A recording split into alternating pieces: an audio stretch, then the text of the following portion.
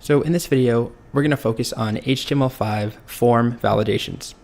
So validations refer to the ability to enforce rules and structure on different parts of a form. So we can say that you cannot leave your email blank, or your password must be greater than 10 characters, or your email must follow a valid email syntax. So these validations are something that we're going to keep learning a lot about. We will do validations with JavaScript. We'll do validations on the back end. Today, we're just going to learn about the simple validations we can do with just plain HTML.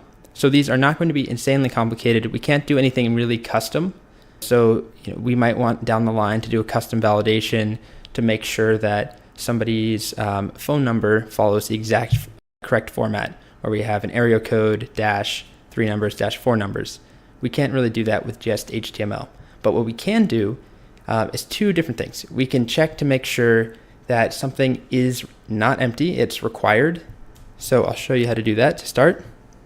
I'm going to go back to our form that we left off with.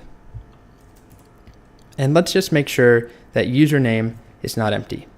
So all we have to do is go to input and add the required attribute. And this is a slightly different attribute.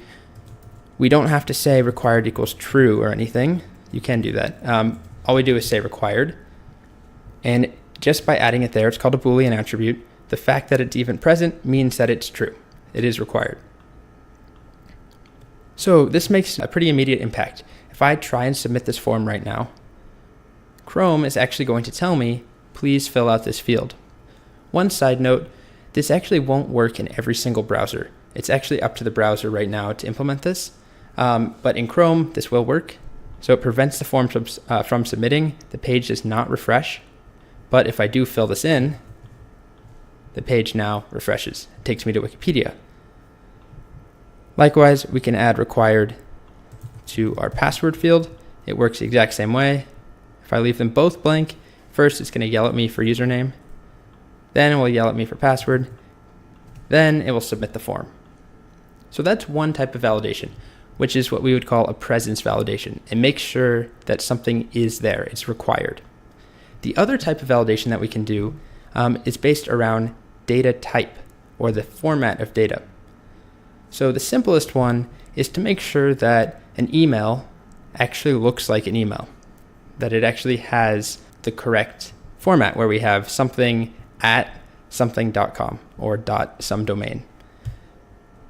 So to do that, it's actually really simple.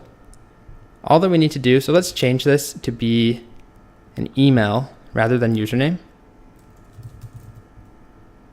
Type equals email. And just by changing type to be email, and I'll change my placeholder just so it's clear what's happening. I refresh this.